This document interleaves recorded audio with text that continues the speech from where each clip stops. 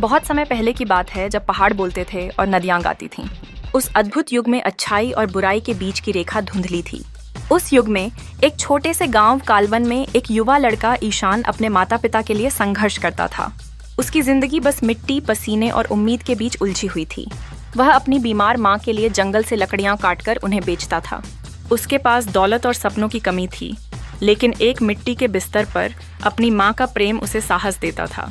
एक दिन जब वह घर लौटा, उसकी माँ बिस्तर पर बेसुध पड़ी थी। गांव का वैद्य कहता है कि केवल चमत्कार ही उसकी जान बचा सकता है।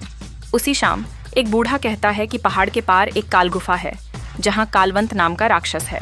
उसके पास समय की आंख है जो किसी के भाग्य को बदल सकती है, पर वहां जाने वाला कोई लौट कर नहीं आया। ईशान ने बिना सोचे समझे वहां जाने का निर्णय लिया। उनकी माँ के प्रति प्यार ने उसे हिम्मत दी और वह अंधेरी रात में जंगल के रास्ते चल पड़ा।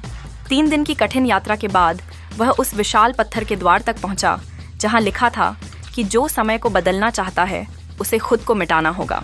जैसे ही उसने दरवाजे को छुआ, वह अपने आप खुल गया। गुफा में अंधेरे और नीली रोशनी का समावेश था। अंत में वह कालवंत के समक्ष पहुंचा, जिसके अंगारों जैसी चमकती आंखें और अनगिनत जख्म थे। राक्षस ने पूछा, क्या तू भाग्य से लड़ने आया है?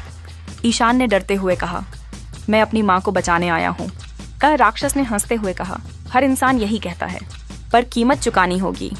जब ईशान ने कीमत पूछी तो राक्षस ने कहा कि उसे अपनी यादें, पहचान और आत्मा का एक हिस्सा देना होगा। डर और प्रेम के बीच जद्दोजहद करते हुए ईशान ने कहा, ले लो सब कुछ, बस मेरी माँ को बचा लो। राक्षस ने हाथ बढ़ाया, रोशनी मध्यम हुई और एक ठंडी लहर उसके भीतर दौड़ी। उसकी यादें धुएं में बदलकर राक्षस में समा गईं। अब वह खाली महसूस कर रहा था, पर माँ का प्रेम उसके दिल में बसा था। इस कहानी में ईशान का बलिदान हमें यह सिखाता है कि प्यार के लिए क्या क्या सहन करना पड़ सकता है।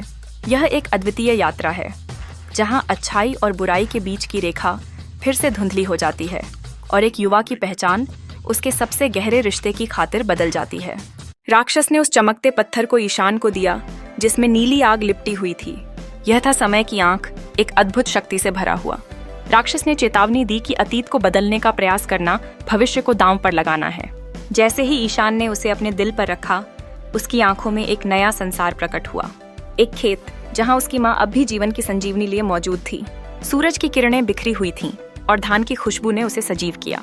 उसका दौड़ना और माँ को पुकारना हृदय में खुशी का मर्म छूने लगा। परंतु जब माँ ने उसे पहचाना नहीं तो ईशान का दिल टूट गया। पहचान के इस अभाव ने उसे अज्ञातता की ओर धकेल दिया। उसने माँ की स्वास्थ्य के लिए वैद्य को बुलाया और अपनी पूरी कोशिश की। गांव में उसका उपनाम दानी बाबा पड़ा। लोगों की मदद करना उसकी पहचान बन गई। परंतु रात के समय नीली रोशनी से उसके अतीत की यादें उसे परेशान करती रहीं। जैसे जैसे साल बीते, उसकी माँ बुजुर्ग होती गई और ईशान एक अजनबी बनते गए। एक दिन महामारी ने गांव को घेर लिया। भय से लोग मंदिर में छिप गए। वहीं राक्षस कालवंत एक बार फिर प्रकट हुआ। ईशान को उसकी गलती का एहसास दिलाने आया। ईशान ने अपने जीवन की पेशकश की, अपने गांव की रक्षा करने के लिए। राक्षस ने उसकी भक्ति को सम्मान दिया और समय की आंख को तोड़ दिया। नीली रोशनी ने नई जिंदगी का संचार किया। गांव फिर से हरा हो गया और महामारी खत्म हो गई। लेकिन इस चमत्कार का एक मूल्य था। ईशान का शरीर धीरे धीरे पत्थर में परिवर्तित होने लगा। उसकी माँ के दौड़ने की कोशिश एक बेकार संघर्ष बन गई, क्योंकि उसकी मुस्कान अब ठोस हो चुकी थी। सदियां बीतीं और गांव के कण कण में ईशान की कहानी गूंजने लगी। आज भी उसकी मूर्ति पहाड़ी के ऊपर खड़ी है और जब कोई किसी के लिए बलिदान करता है तो उसकी आंखों से नीली चमक निकलती है। ईशान का समर्पण प्रेम की शक्ति को दर्शाता है। कहा जाता है, जब कोई अपने हृदय में परिवर्तन की इच्छा करता है तो उसकी फुसफुसाहट सुनाई देती है। वह आवाज ईशान की होती है, जो समय की लहरों में बह रहा है। गरीबी ने उसे मजबूर किया, लेकिन प्यार ने उसे अमर बना दिया। कभी कभी इंसान प्यार में अपने से बड़ा हो जाता है और इसी में समय खुद झुक जाता है।